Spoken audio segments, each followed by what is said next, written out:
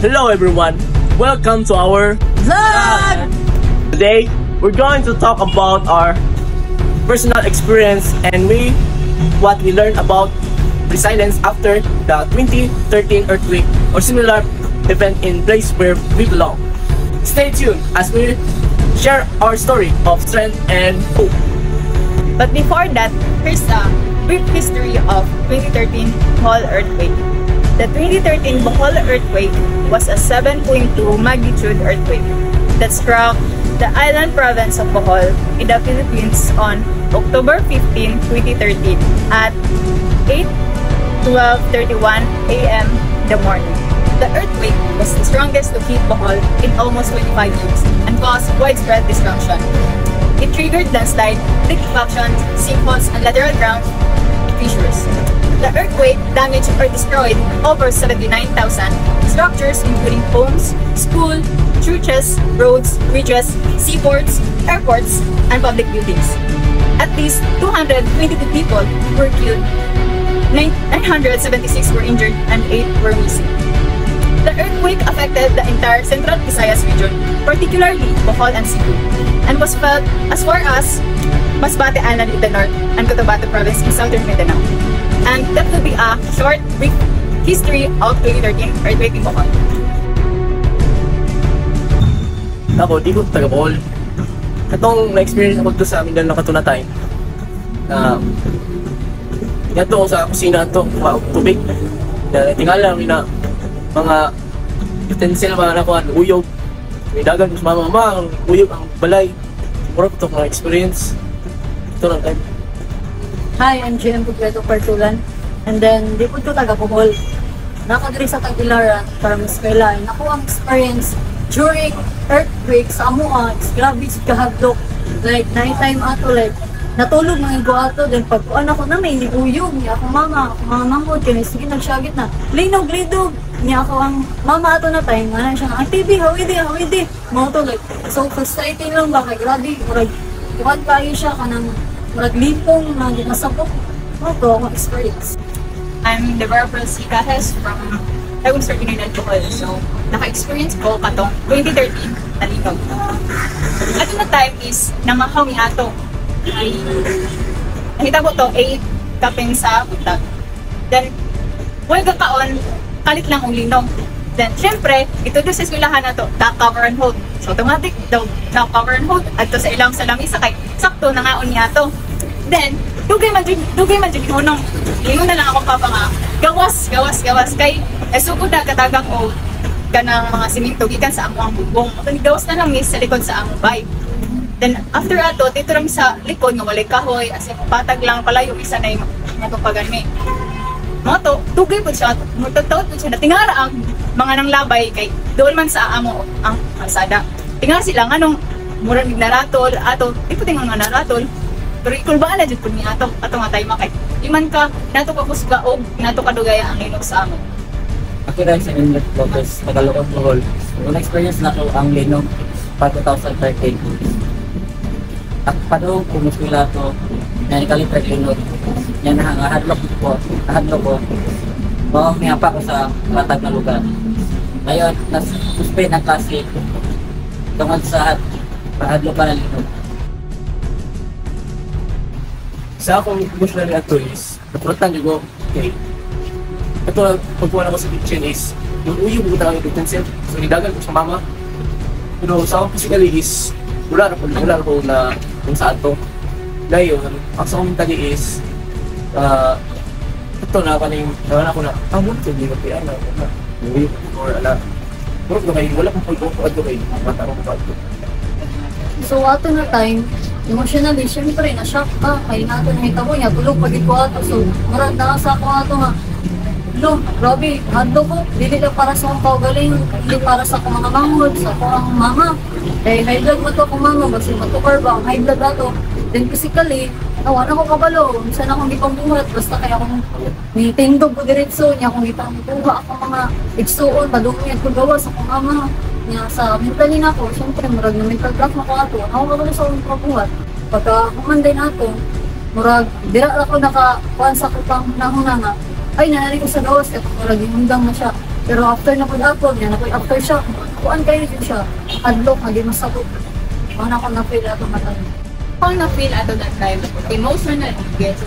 Siyempre, cool ba kay lagi, first time na may tabo sa akong life na nato ako sa kanino siyempre, nakakuha naman ko sa una nga nakakita ko experience na ko ang linog pero pinairang pero lahi ra dito yung katumatay maarang ko suga kasi wala lahi yung mga feel ato pag kung ba anong kasabot sa yung debate and physically gladly ko lang okay lang tanan walay na samad or naman sa namo ato nga time. Lastly, mentally grabe siya super impact sa ako ang mental health ato nga time. Kaya every na ay aftershock is grabe na dyan akong parato or dali na ko makabantay ng aftershock dagan sa gawas automatic na automatic na alert tayo ka una grabe dyan back sa inyo sa ako ang mental health at that time. Nagtingala ko ato times. Ewan ko bawon sa nahitabo. Kinakanan ba ito itabo sa kinabuhi. Pero may gani, wala ko noon sa itabo nga di maayos ako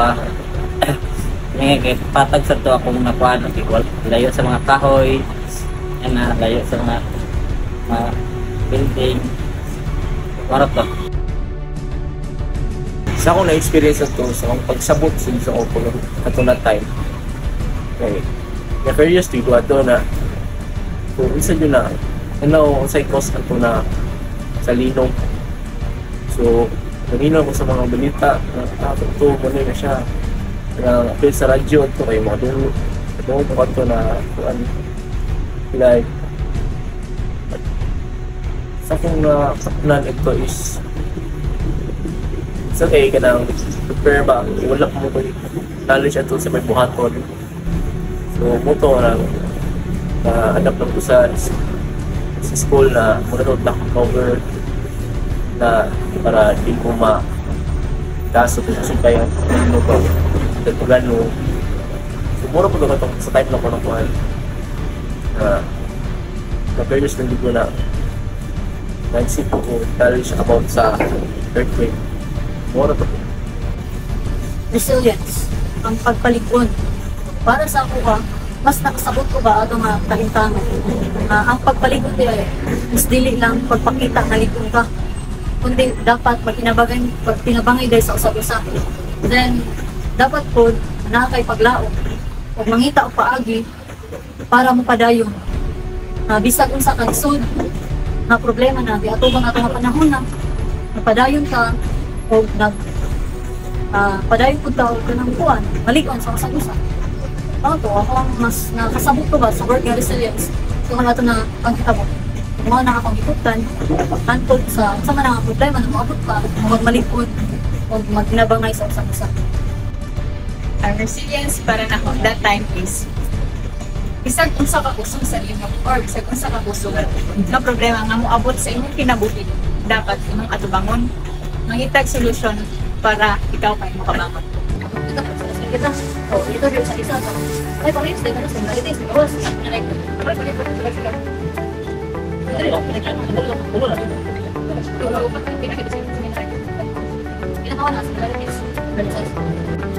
Sa atong paghinapit, ako nabantayan nga similarities sa pagkitabo. Ano nga na-experience kay kabating tao, pero tanong kabating ako, kakulba, o karatol sa pagkitabo. O sa mga kalahian po, differences, kay sa amo lang is kusog-kusog po, agin yung hinay lang. So medyo mas dako og damage ang among nasinatig diri sa Bohol kaysa sa inyo nga sa Mindanao. Kunya, dahil po kayo among mga na-experience nga outcome o mga panghitabo after, which is grabe ang damage. Ang inyo, wala na burnout amo sa kabuwan. Then ang mga balay doon na naka-recover. Sa amo ang dato na tayo, parang parehas raman. Ang kaparehason is nagtinabangay ang atong mga komunidad, maghatag og relief foods, tapos ang ato ang mga kababayan sa amo, ang sa inyo nga nagtinabangay pagtukod og balay ng mga guba. Then ato pa na time kay di ba bisud kaayo ang panahon, so kaparehas sa ato is tinabangay matag usa.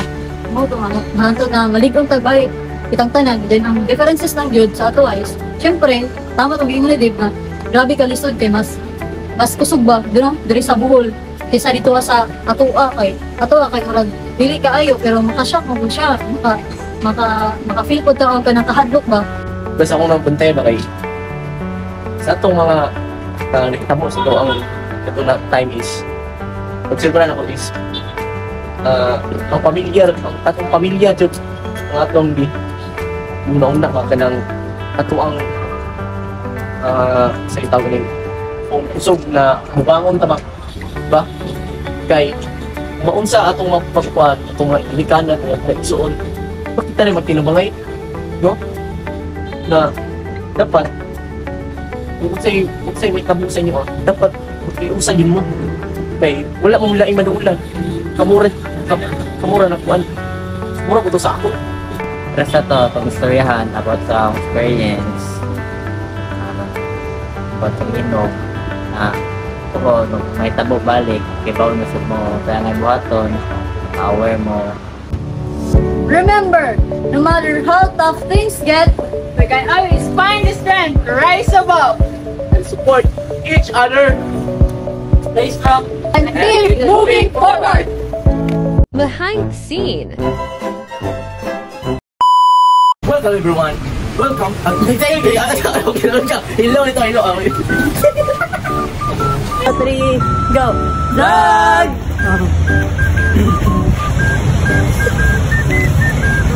Iyong katawa. Ay, sa ibisaya? Ayan. Okay, balik.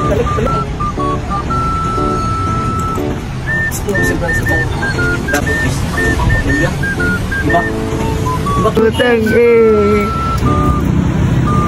Sama. Ina siya. Saka, Nganong way klase sa inyong ato katong kami atong adlaw jud wala. Wala man sa tamo ato. Okay, 1, 2, 3, go. Wala man sa tamo ato. Pag after weeks na lang to nag-klase balik. Na. Pagpulog balay ng mga buba. Then ato po na time. Kay, di ba, lisod kaayo, kumanahon. Stay strong. Niya kita rin tanan. And keep moving forward. No? Yay! Remember,